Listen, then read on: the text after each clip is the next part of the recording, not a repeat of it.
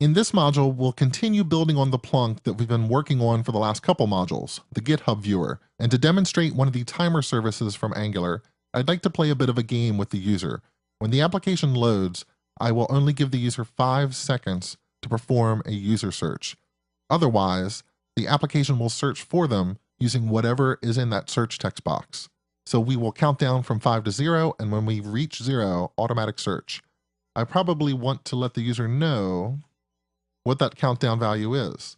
So we can display 5, 4, 3, 2, 1 on the screen. And that means over inside of the controller, I will probably want to initialize a variable called countdown, and I'll set it initially equal to 5. Now, before we even get timers involved, I want to think about the logic of how do I count down and perform an automatic search. So let me create a function called decrement countdown. That will be a function that ultimately I want it called once every second, and we'll figure out how to do that in just a bit. But right now, I'm going to say that whenever this is called, we will subtract 1 from countdown, and then if countdown is equal to 0, or I could also say less than 1, we will do an automatic search. So scope.search, and because search requires a username, I will just pass in scope.username, because that is the model value that is bound to that input search. Now the question is, how do I get this function invoked once a second? Well, JavaScript provides some native global functions that you can use to work with timers. There is setTimeout and there is setInterval. SetTimeout works by passing in a piece of code and then the number of milliseconds into the future when you want that code invoked. So if I want to have a method called doWork invoked in 2 seconds, I would call setTimeout, doWork, and pass in 2000 milliseconds. SetInterval is very similar, except SetInterval will continue to invoke that method every time its countdown expires. It counts down from 2000 milliseconds to 0, and every time it hits 0, it invokes that method and then resets the timer to 2000 milliseconds. It will continue to do that until you cancel that interval. Now, I could use these functions directly in my Angular application, but I don't want to. It turns out that Angular provides a service, or actually 2 services, that wrap these 2 functions. So there is a $timeout service that wraps setTimeout, and there's a $interval service that wraps setInterval. I want the $interval because I want to call decrement countdown once a second.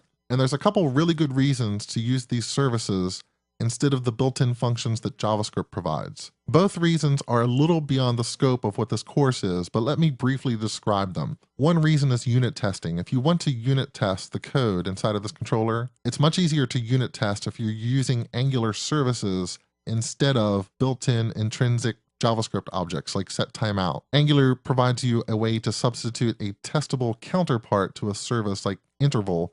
So during a unit test, it's not really using a timer. And if you build bigger Angular applications, I strongly suggest you take a look at unit testing. I know it has saved me a lot of time on the Angular projects I've been in. The second reason to use these services has to do with some internal details of how Angular performs two-way data binding. If I change the model inside of a function called from setTimeout or setInterval, I might see that my page does not update correctly. I don't have data moving from my model onto the screen. But that problem goes away if I use the built-in Angular services. And for that reason, instead of using setInterval, I want to ask Angular to provide my controller with a $interval service. And the way I would use that service is, let's say down here at the bottom of the controller, once everything is set up and initialized, I will explicitly call a function called startCountdown.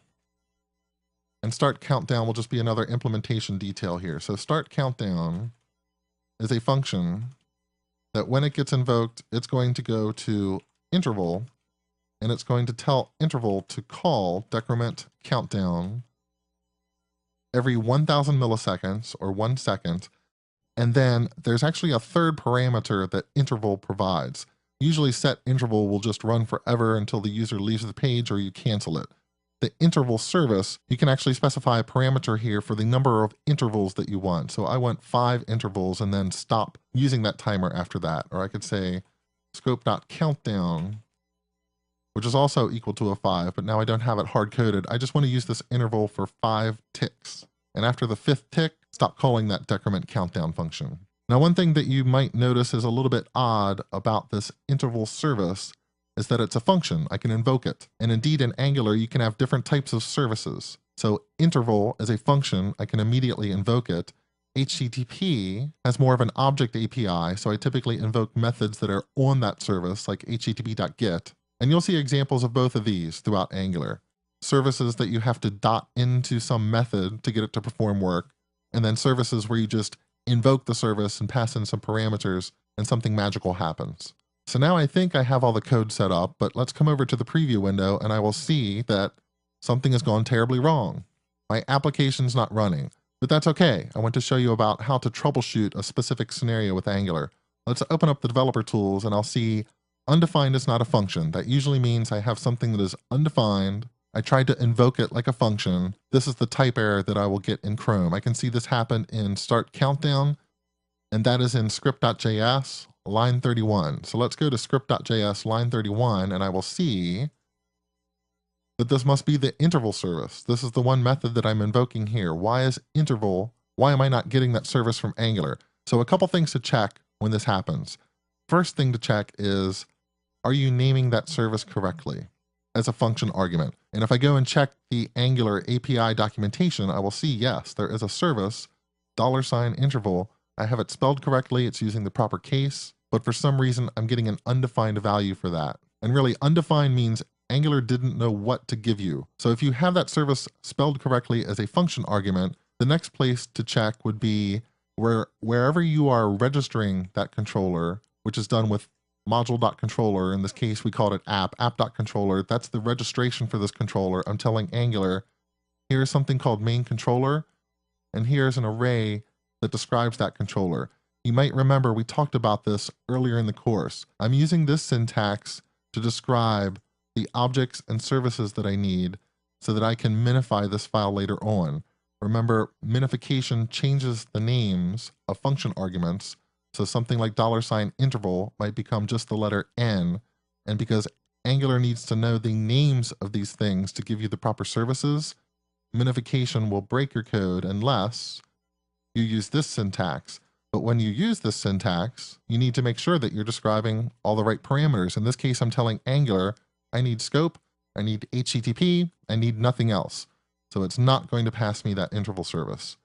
To fix this problem, I would either need to add interval here into the array, or let's just get rid of the array syntax and use the simpler syntax that says, dear Angular, I want to register something called main controller. Here's the function to use. When you use that syntax, Angular will be looking at literally the names of these function arguments. So now it should see $interval, and I hope when I come back to the preview window, it's working again.